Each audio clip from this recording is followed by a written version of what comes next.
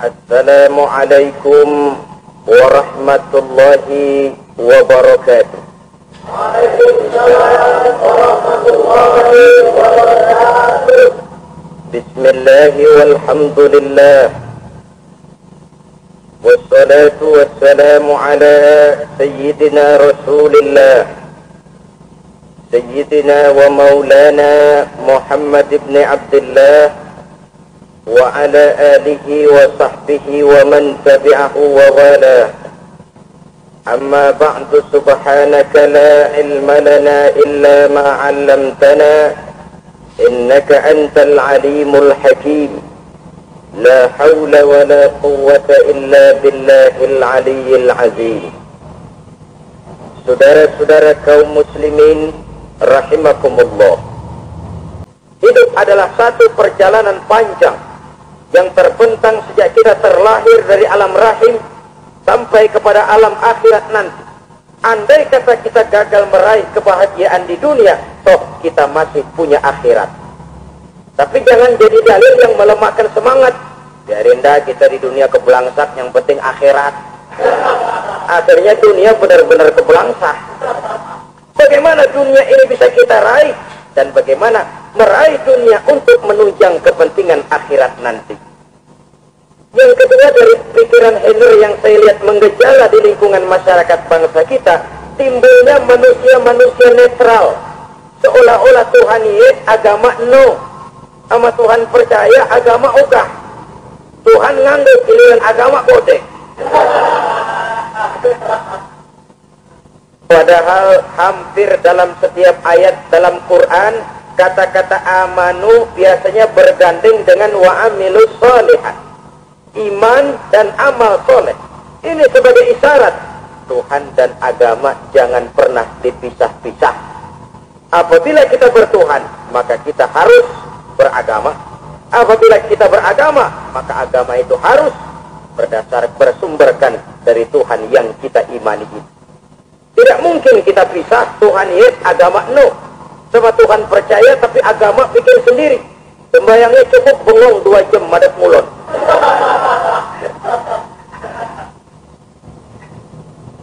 Saudara-saudara kaum muslimin rahimakumullah.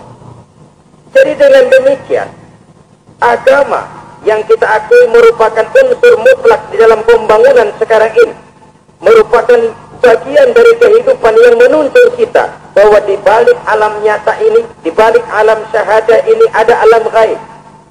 Dan mudabbir, merabbi, yang mengatur, yang menguasai, yang memelihara baik dia alam nyata, baik dia alam gaib, tidak lain adalah Allah Subhanahu wa ta'ala. Di sana ada satu super power, satu maha kekuatan yang kita perlu bersandar kepadanya. Sebagai makhluk nyata yang hidup di alam nyata, berbuatlah secara nyata sebagaimana harusnya kita berbuat. Karena Islam jelas bukan agamanya orang pemalas. Islam jelas bukan agamanya orang yang mengajarkan setelah selesai sholat boleh duduk, menggelenggem ayam-ayam, mendelohom, menghitung bintang di langit sambil menunggu keajaiban. Tidak. Islam adalah agama yang mengajarkan apabila sholat sudah selesai kamu kerjakan, bertebaranlah di permukaan bumi, cari karunia Tuhanmu. Jangan hidup berpangku tangan menunggu keajaiban. Karena hidup bukan undian. Jangan berharap untung besar tanpa mau peras keringat. Tapi di sebalik itu toh kita juga harus yakin bahwa di sisi usaha nyata yang kita lakukan ada satu super power, satu maha kekuatan gaib yang menentukan berhasil dan tidaknya usaha kita.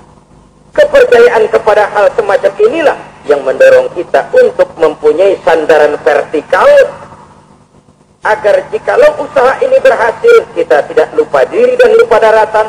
Jikalau usaha ini gagal, kita tidak putus asa dan buruk sangka, tidak cupik pandangan dan sempit hati, tapi mampu melihat persoalan dengan kacamata putih sambil husnuzon kepada Allah Subhanahu wa ta'ala.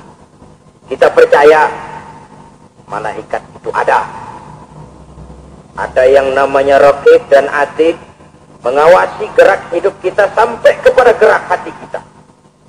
Ini memberikan sugesti agar kita berhati-hati, tidak sejengkal tanah pun kita bisa berlindung dari pengawasan rakib dan atid. Ada munkar nakir yang akan menyoal kita di alam kubur. Ada malaikat Malik penjaga neraka, ada malaikat Ridwan yang menjaga surga. Kita percaya kepada adanya jin, kita percaya kepada adanya setan, iblis. Percaya kepada adanya, bukan mempercayai si setan, si iblis lalu menjadikannya sebagai teman. Tidak.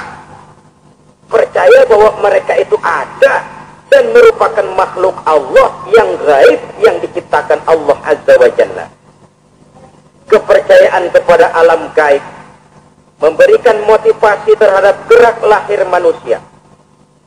Sehingga dengan motivasi kepercayaan kepada yang gaib, gerak lahir jadi lebih terarah, jadi lebih terpelihara. Pernah seseorang bertanya, Pak, apakah adanya akhirat bisa dibuktikan secara ilmiah? Saya bilang tidak bisa, tidak bisa. Kenapa? Karena yang berangkat nggak pernah pulang kembali lagi. Kalau dia pulang kemari bisa kita tanya bagaimana enak di sono. Cuma secara moral saya katakan, lebih beruntung orang yang percaya kepada akhirat daripada yang tidak. Sekarang saudara percaya akhirat ada. Lalu saudara baik-baik di dunia. Sholat, puasa, zakat, menolong orang lain, menebarkan kebajikan. Saudara mati. Andai kata akhirat tidak ada, toh dalam hidup saudara sudah berbuat baik. Paling tidak nama saudara akan dikenang sebagai orang baik. Sebaliknya, saudara percaya, kata saya, bahwa akhirat tidak ada. Lalu hidup semau-maunya, tenggelam dalam maksiat dan munkarat, menentang Allah, tidak mau ruku dan sujud. Lalu saudara mati, kemudian akhirat ada. Ayo, mau apa? Bekal tidak punya. Jadi secara moral lebih beruntung orang yang percaya kepada adanya akhirat daripada yang tidak percaya. Dan itu alam gaib yang tidak bisa dibuktikan secara eksak. Jangankan untuk membuktikan seperti itu, dalam kehidupan sehari-hari saja yang kita rasakan tidak selalu berbentuk toh. Angin, bagaimana sih bentuknya angin? Kita tidak tahu. Merah kali, buktinya kalau dikerok merah. Yang merah itu kulit, yang merah itu kan kulit kita, bukan anginnya. Sakit, rasa sakit itu ada, tapi bagaimana bentuk sakit? Kita nggak pernah tahu. Kalau kita makan cabai pedas, bagaimana bentuk pedas? Itu tidak ada, tapi rasa ada. Bentuk pedas hijau, cabainya bukan pedasnya. Tidak semua yang kita rasakan bisa kita gambarkan dalam bentuk yang konkret. Oleh karena itu, sekali lagi bahwa kepercayaan kepada alam yang gaib mampu memberikan satu sugesti yang menata kehidupan seseorang lebih lurus, lebih terarah, dan lebih terkendali. Maka wajar kalau kepercayaan kepada yang gaib mengantarkan seseorang untuk meraih kemenangan. Kenapa? Dia percaya kepada yang gaib, bahwa akhirat ada, bahwa alam kubur ada, bahwa pertanggungan jawab itu ada. Maka dia lalu tidak hidup saenae udele dewek gitu loh. Tidak hidup menurut seleranya sendiri, terarah, teratur. Ini cirinya yang pertama. Orang bertakwa yang akan meraih kemenangan, mereka beriman, mereka percaya kepada yang gaib. Saudara-saudara, para remaja, para pemuda sekarang ini tidak pernah tahu toh siapa yang akan jadi teman hidup saudara. Kita bisa saja ngerancang, mentargetkan. Tapi toh akhirnya yang namanya jodoh bukan kekuasaan kita. Rezeki di luar kemampuan kita. Begitu juga ajal. Maut, jodoh, ajal adalah contoh-contoh konkret bahwa pada akhirnya yang gaiblah yang menentukan. Bertahun-tahun ngelancong, emang jodoh seret nggak jadi. Begitu kenal baru setengah malam ini ditangkap hansip. Hal-hal semacam itu kadang-kadang kita berpikir seusun, gile. Perempuannya cakep banget, lakinya rebek amat. Memang begitulah jodohnya. Memang begitulah jodohnya. Saudara hadirin ma'asyiral muslimin yang saya hormati, jadi hal-hal yang konkret saja kita yakini sepenuhnya ditentukan oleh satu superpower yang gaib itu tadi. Wa yuqimuna shalah. Orang bertakwa yang akan meraih kemenangan itu adalah orang-orang yang mendirikan sholat. Kenapa sholat mengantarkan orang untuk meraih kemenangan? Yang jelas, inna sholata tanha anil fahsya'i wal munkar. Sholat mampu mencegah manusia dari perbuatan keji dan munkar. Banyak filsafat hidup yang terkandung di dalam sholat ini.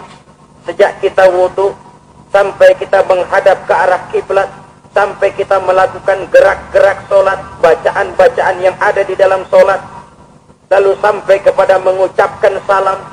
Banyak filsafat hidup yang terkandung di dalam sholat.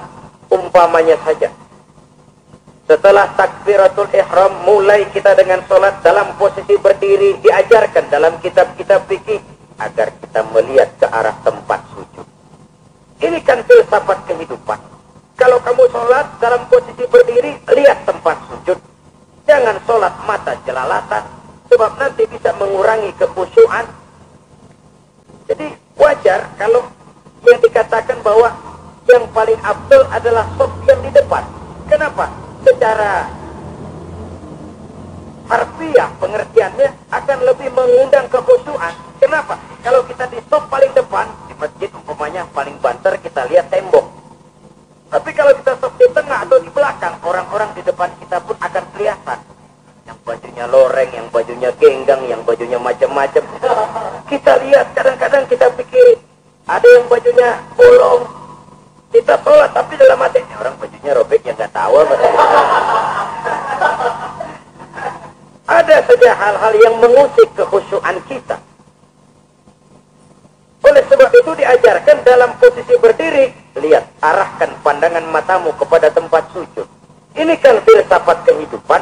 Maksudnya apa? Kalau lagi diri, lihat dong tempat sujud. Kalau udah di atas, ingat dong sama yang bawah. Kalau sudah tinggi, ingat dong dari mana kamu berangkat.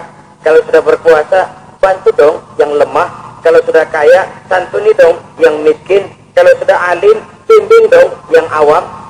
Ini filsafat kehidupan. Dalam posisi berdiri, kau lihat tempat sujud. Ini akan melahirkan kepekaan sosial, di mana seseorang mau tahu kepada orang lainnya.